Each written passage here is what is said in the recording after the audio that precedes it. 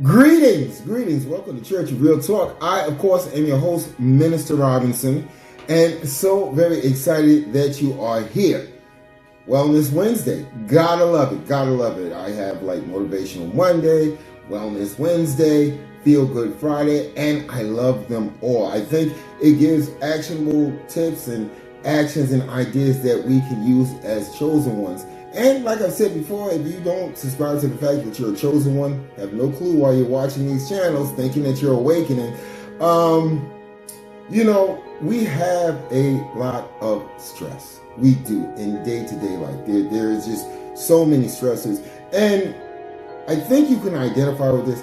If we can get rid of some of those stressors, if we can get rid of some of the things that are basically holding us back, I think that we would be better off. And most importantly, I think that we can be of greater assistance if we don't have this big stress bubble hanging over our head, okay?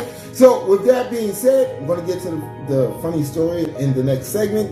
But with that being said, let's just go ahead and get started with the offering nowish.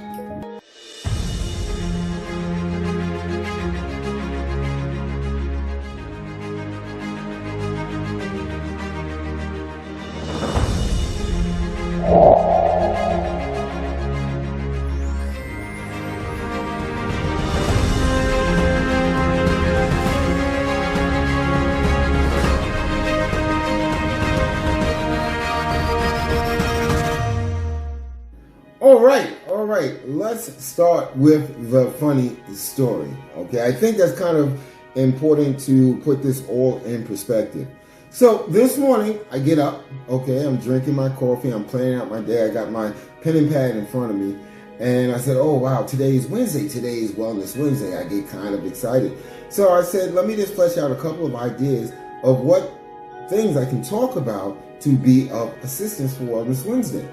So I wrote out like 4 things, okay, but no excess stress hit home. I was like, yes, because literally, really, especially in today's times, we have an insane amount of stress put upon us. I don't think that people that lived 500 years ago could deal with the stress that we actually go through in this day and age.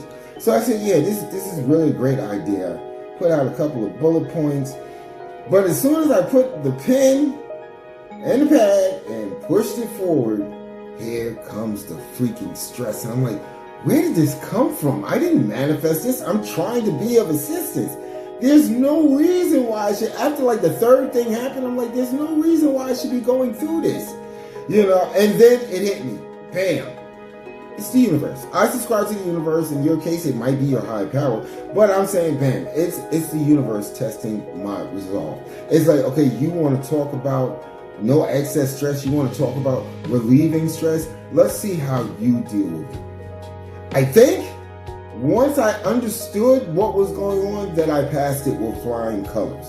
That's why I'm able to sit here now and give this offering.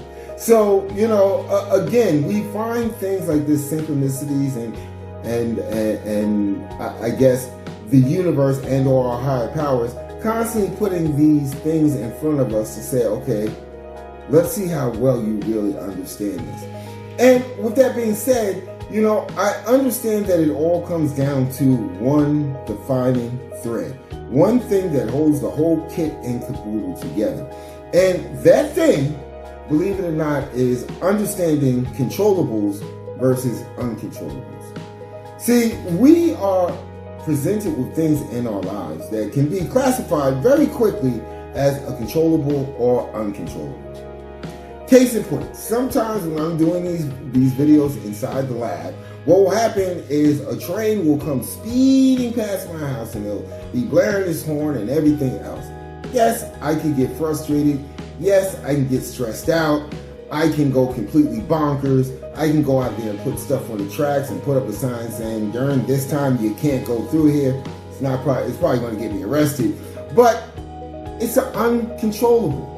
I have a couple of choices. If it's too loud, just go ahead and hit the stop button.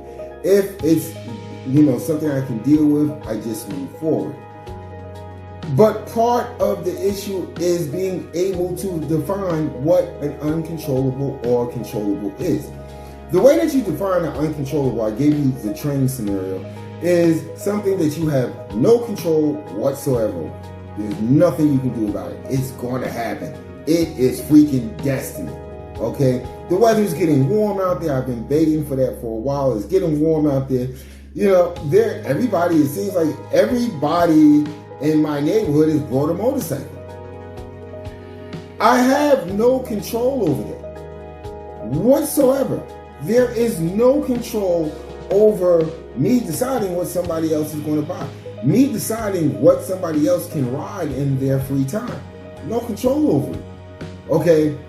However, when I am recording, I can make sure that I have the least amount of noise within my domicile where I live at. That is a controllable. My old company, Ecstasy Media, had this tagline: chaos creates its own order. I believe a physicist actually created that quote. I just adapted it and put it under my website. I thought it was like the coolest thing ever that I heard. Because what happens is chaos in this realm never stays chaotic for long. It always finds a path to finding order. Okay? Chaos is a crazy thing. It causes our heart to race. It causes us to get excited. It causes us to drop into fits of anxiety. It causes us to basically lose it. Okay? But if you use a couple of rules, a couple of tips, you will find that it will soon transform or transmutate itself into order. Okay? Case in point, the rise of the personal computer or the home computer. Okay? If anybody lived during that era, you know that, hey, it was chaotic. People were like, hey, listen, this is going to take my job. Almost like the same thing that we're going through with AI. However, it did find its placing in things. It did find its order. The chaos started to dissipate. Okay? So what happens is, if you continuously focus on the problem at hand, it is that much harder to find a solution. It will always be, the more energy that you put into dissecting, examining, putting under the microscope, putting tinctures and dyes on it so that the root of the problem stands out. Does this sound familiar with some of us do? Okay, instead of doing all of that, why don't we take some energy to trying to find the solution? And that's exactly what I went through for most of the day. I was tasked with finding a solution. See, the problem does a crazy thing. It just brings on more stress. The thing that we're trying to get rid of, but yet and still, we have been taught to identify the problem before you come up with a solution. The problem has happened already. It's done. The problem is staring us right in our face, laughing out loud. So why do I need to examine that further? Let me work on a solution. Edison with the light bulb. The problem was, for 999 times it didn't work. Okay? Do you think he sat up there and worried about how come experiment number 55 failed? No, he started working on the solution. Some of the things, and I learned this today, some of the things that we can do sometimes when faced with stress, insurmountable stress, stress that we do not feel that we are going to get through. Some of the things that we can do, is the first thing, take a freaking deep breath. Okay, in fact, take a chain of deep breaths. This helps with focus. It gives more oxygen to your brain to find out the solution. It also helps you in clearing your mind so that you can go back to, I guess, the front of the ranch and decide whether this is a controllable or uncontrollable. By this point, you should know the importance of prayer and or meditation. Okay, by this point, it is so very important. One of the things that I had to do while I was getting ready to dispel some of this stress was I had to meditate. I had to decide that I am not going to be part or party to the problem. There's no sense to it because all I'm doing is amplifying the problem. So I just retreated from the conflict because the conflict served no good. The conflict didn't help my present situation. It didn't magically get rid of all the previous stressors.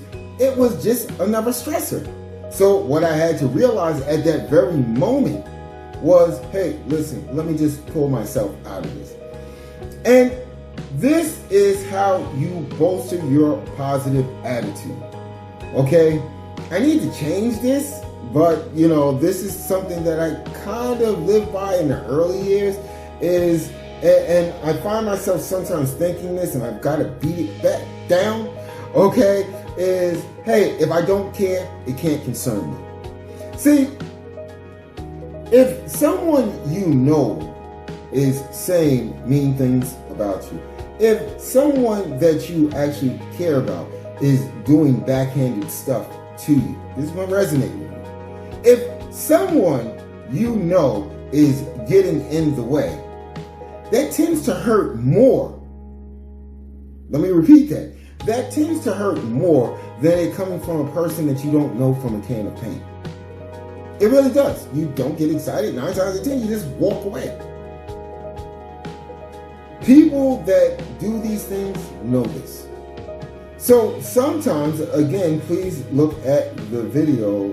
Sometimes you have to let go, of things that no longer serve you.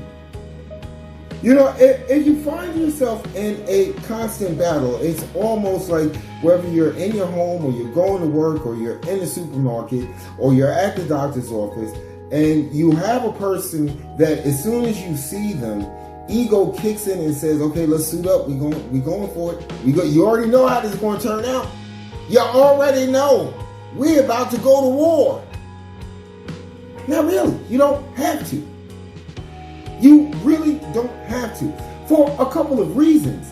It chips away at the person that you are. You are a chosen one. At the very least, you're a positive individual. It chips away at that. Who wants that in their life? Who wants to put in the work to become a positive person? And then you turn around and you find out that you're back at stage 1. It's like all of that work was for naught. And your high power and or the universe is saying, okay, you still didn't freaking learn. You really didn't learn anything that I've been showing you. We find ourselves in a constant battle. In a constant battle to fight off different stressors. That's why I said this world is just so crazy right now. Yes, it's going to find balance due to the bare minimum that we are here. It's got no choice but to find balance. But it has come to the point where everything is just like compressing down into like this new element of stress. And we as chosen ones, not only do we have to learn techniques to bypass the stress, but we've got to go out there and teach others how to bypass the stress. Most wars, most conflicts, believe it or not, when you look all the way down, it comes from stress. It comes from people not understanding what a controllable is and what an uncontrollable is. We've got to change the narrative.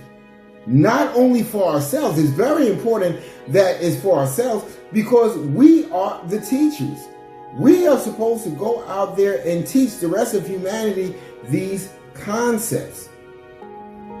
When you find yourself in a state of frustration or anger or stress, automatically the fight and flight, I guess the whole fight and flight aspect of our lives tends to kick in. You are pumping so much unneeded stuff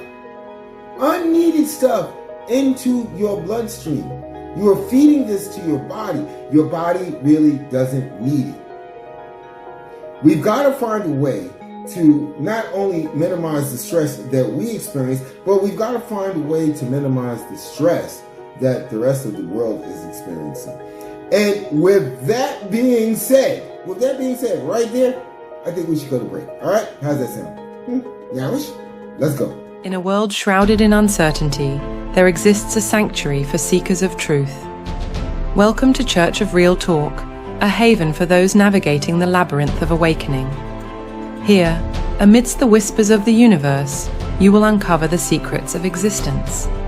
Join us on a journey of discovery, where ancient wisdom meets modern understanding. Delve into the depths of your soul as we unravel the mysteries of the cosmos.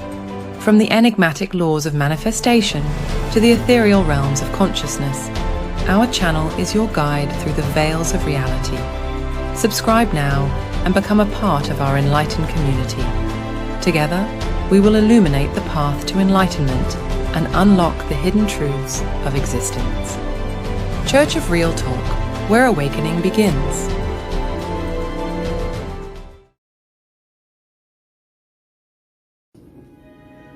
All right, we are back. I am so very excited to be back. And you know what I'm just going to share with you.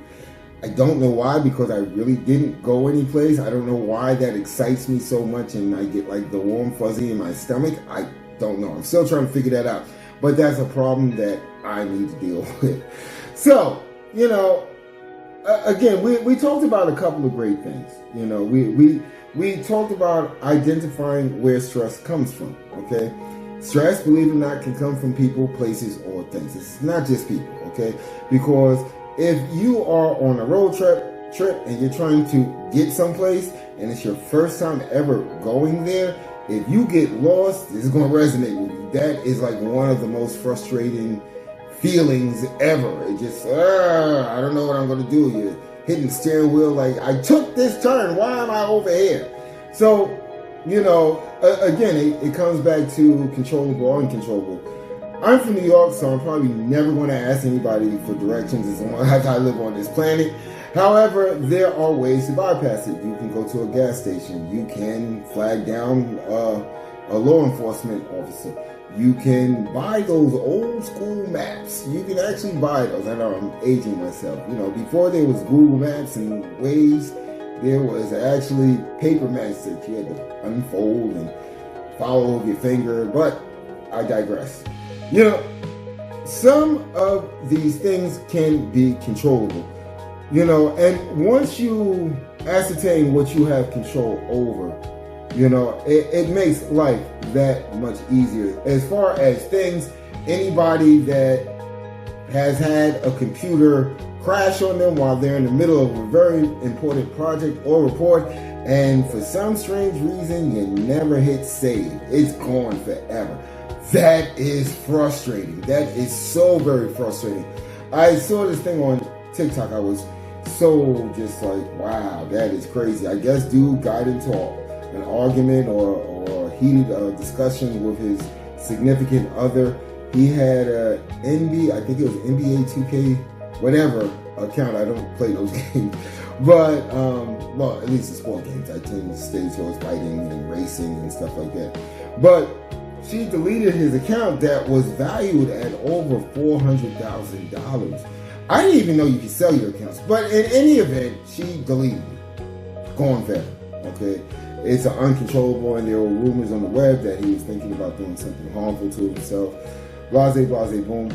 But this is where things that people do, you have to recognize controllable and uncontrollable, especially with people.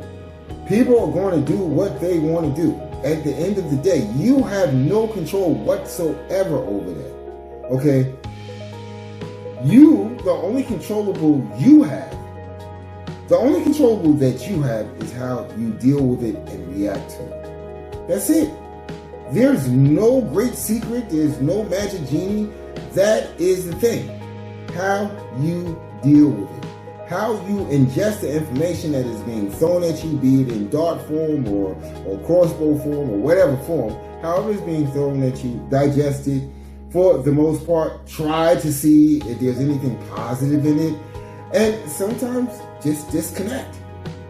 Sometimes that is the easiest way to deal with a human being that has decided that they are going to drag you into their inner turmoil, that they're going to drag you into their inner conflict. Yes, it's our job to assist others, but how are you assisting? By diving deep into the argument. Getting ready to suit up and jump into the fray. It's not helping anyone. It's not helping you, and it's definitely not helping them. Sometimes just shut it up, go about your business, do that deep breathing exercise that I just said, take a few deep breaths, and just call it a day. Isolate yourself if needed. Remove yourself from the situation, because at the end of the day, it's uncontrollable. The old way is egos. I'm going to get you to shut up. I'm going to get you to leave me alone. But at what point are you serving a purpose? At what point are you showing that you adhere to a higher standard? These are things that I have to constantly think about as a chosen one. I frame most interactions that I have with people based around the fact that I am chosen. So how best to deal with this? What is the best way for me to deal with this situation without it just going completely chaotic? Oh, it's going to find, its own order. Its own order might be somebody in cuffs. Its own order might be someone laying on the floor, non-responsive. Yeah, it's going to find order one way or the other. However, as a chosen one, as a starseed, why not find the order that is going to adhere to the principles of love, peace, and happiness?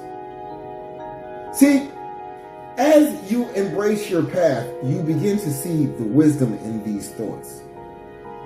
Prayer, meditation, do that. That is like the blanket covering of everything. If you always arm yourself by constantly praying and meditating, you will find that you have this protective blanket, this little bulletproof vest that is going to help you through tough situations. Prayer and meditation, I cannot tell you just how important it is, but I'm telling you it's very important because, again, it strengthens the tether between you and your higher power or the universe, whatever you subscribe to. I get a lot of that online sometimes with my shorts. I'll get what can only be called trolls, oh, you sound crazy, oh, this, that, other. It's like, okay, at what point can I control what they type? At what point? So I tend to just make a joke of it just to show them that it doesn't bother me. It really doesn't bother me because I understand by the time the message came across that I had no control that it was going to come. That you was going to take the time and type this out. All I can do is sometimes I'll answer in a witty way, sometimes I'll answer in a deadpan way, but I'm just making it very clear that no, I'm not going to fall into this trap. There's too much at stake here. Not only my peace of mind, okay, but what I'm building here for Church of Real Talk. I have uncovered so many, sometimes, again, discernment. This is a gift given to us by our higher power and or the universe. Sometimes I will get into discussions that sometimes, I'm not going to say heated because I no longer do that. They become warm. And whenever I hear something that has to do with Church of Real Talk, I just, if you use that as artillery against me, I just automatically assume that you are against it. You are against what I am trying to create. This is part of the reason that we need to build a tribe. A tribe where we can meet in person. I'm thinking libraries, coffee shops, banquet halls, whatever. Okay, we need to, because I'm quickly finding out that this isolation, even though done on purpose, so that we can reflect, so that we can gain balance within ourselves, I understand it. But at the same time, we have a whole family of chosen ones out there, and we can be of assistance to each other. This is part of what I constantly think about, how to make this happen. This is part of the driving force of my life some days. Okay, how can I make this happen? Because I feel it's so important. I feel that most people don't understand what it is to know that you have a purpose. Most people don't understand that you are embracing a path that may be different from their own. Most people don't understand this.